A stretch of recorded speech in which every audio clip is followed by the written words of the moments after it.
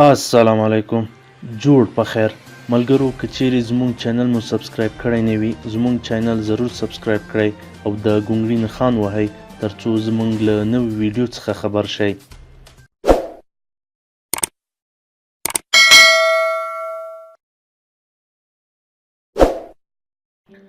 د سپورت برخه محمد نبي وایي چې نړیوال جام کې پیاوړې لوبډلې ننګوو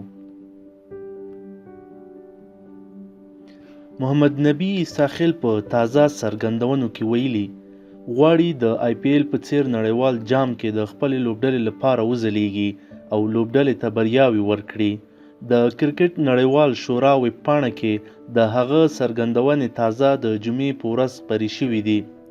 افغان غوره الراونډر په دې باور دی چې دوی د نړۍ په کچه ځواکمن بالینګ لاین لري او کولی شي نړیوال جام کې لوبډلې وننګوي او ماتې یې کړي ایساخیل به له دوو نورو سپین یا څوکه توپ اچوونکو سره د دریم غوره آف بریک بالر په توګه ملتیا وکړي محمد نبي ساحل کولی شي چې مس بالونه وکړي او راشد خان بیا په منځنیو اورونو کې د افغانستان تکیه بالر دی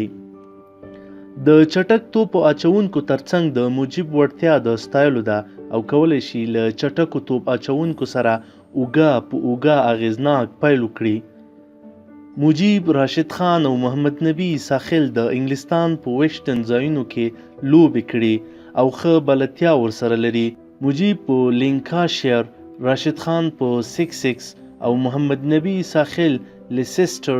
شایر لپاره په بلاست سیالیو کې کلیدي او ملاتړي لوبغاړي وو محمد نبي وایي دا هستي به وکولی شي چې افغان لوبډله د بریا په لور رهي کړي درې واړه لوبغاړي د 2019 کال بلاست سیالیو لپاره یو ځل بیا د لوبډلو لخوا اخیستل شوي دي محمد نبي ویلي تیرې بلاست سیالۍ زموږ لپاره د تجربو یوه نړۍ وه او له امله یې موږ د نړۍ غوره لوبغاړو او ویشتنځایونو سره آشنا شو ایساخیل زیاتوي دا هغه څه دي چې موږ ته د بریا هیلې راکوي افغان لوبغاړي له محمد نبي ساحل مجیب الرحمن او راشد خان پرته په سویلي افریقا کې د نړیوال جام د چمتووالي لپاره په سختو تمریناتو بوخت دي ایساخیل دا رنګه څرګنده کړې له فشاره ډک حالت کې د آی پی ایل لوبې د نړیوال جام څخه وړاندې موږ ته لا د ځواکمنتیا ډاډ راکوي د کرکټ نړیوالې شورا د آی اف پی خبري اژانس په حواله لیکلي چې محمد نبي سږکال آی پی ایل په خورا اغیزناک انداز پیل کړ او په خپله لومړۍ لوبه کې خورا ښه توپ اچونه وکړه محمد نبي ساحل په داسې حال کې نړیوال جام ته خوشبیني ښیي چې دی جام ته کابو 40 ورځې پاتې دي او افغانستان د جون په لومړۍ نیټه استرالیا سره خپله لومړۍ لوبه کوي افغان لوبډلې استرالیا سره د 2015 میلادي کال 50 ورځ نړیوال جام په لړ کې 26مه لوبه کړې وه چې استرالیا افغانستان ته 413 منډې هدف ورکړی و افغان لوبډلې په 10.3 اورونو کې ټولې 114 منډې کړې وې او لوبه ترې استرالیا په 215 منډو ګټلې وه خو له هغې راوروسته افغان لوبډله ډېره بدله شوې په اسیا جام سیالیو کې وروستیو لوبو وښوده چې افغان لوبډله اوس هغه پخوانۍ لوبډله نه ده او کولی شي د پاکستان هندوستان